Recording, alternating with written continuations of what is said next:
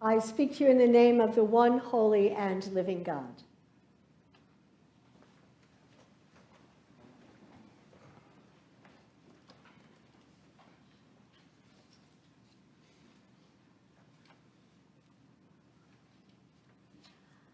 Well, speaking of abiding in love, today we have the privilege of celebrating the sacramental rite of marriage. The Christian rite of marriage is a singular event that points to so much more than the exquisite celebration of this ritual we will enjoy here today.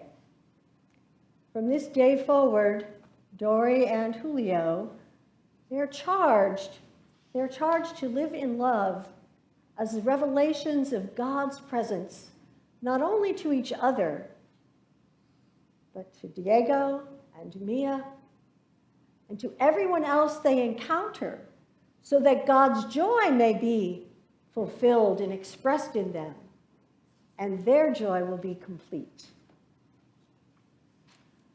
But here's the thing. Living in love is not the same as falling in love. I hear chuckles. You know that falling in love thing, the Hallmark card deal, sentimental Valentines, bright birds sketched onto shiny red hearts with lace around the edges, pierced by arrows shot by bare-bottom babies, all wrapped up in heavy breathing. Not that kind of love.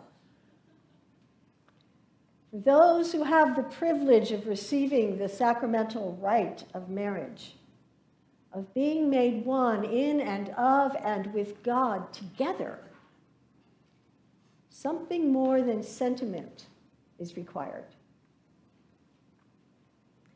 Dory and Julio, by your baptism, you each already are called to be revelations of God's presence and action in the world, and you know that. And from this day on, forever, your call is expanded. It just got bigger. By your marriage, you are meant to be revelations of God's loving presence in and as community.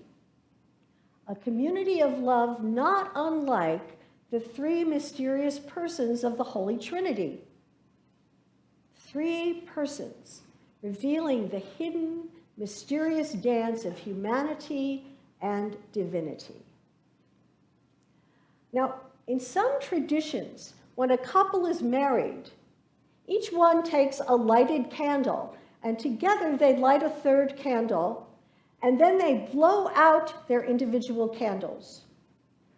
Well, let me suggest that today, each of you is as a candle, and in your vows, your candles join to ignite a third flame, and you do not extinguish your individual flames. You do not blow out your individual candles. By your marriage, you are vowing to keep all three flames alive. And oh yeah, by the way, you're kind of a little ahead of the game here, because there are not just three flames in your community of love. There are two more. The flames of your children by birth and by choice. Mia and Diego, their flames are part of this community of love, this revelation of God's love as community. You got that, guys? All right. So you get a big call too. Yeah, okay. You see, the spirit of love, it glows among all of you as a revelation of divine presence, and that depends on each one of you individually, as well as the mysterious something more that you become as you make these vows before God and all of these people. Vows to express, to embody and express this divine community of love. This is the mystical dimension of marriage. It's way more than a piece of paper and a property agreement. If you're a bit daunted by the prospect of fulfilling these vows, you should be. You know, living as a revelation of the Holy Trinity, that's a big deal. But here's some good news. In the sacramental rite of marriage, you receive the grace and blessing of God. Grace and blessing sufficient to strengthen and sustain you so that you're able to fulfill these vows. And in fulfilling them, your joy will be complete. Think of it this way. By your own efforts, your 5-year plans, all the things you think you have to figure out, you cannot possibly be revelations of the Holy Trinity.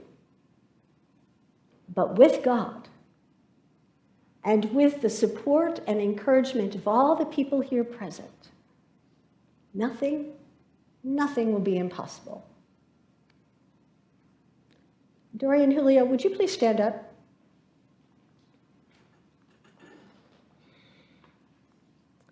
On this day, you become something more. Something more meant to live in the spirit of love.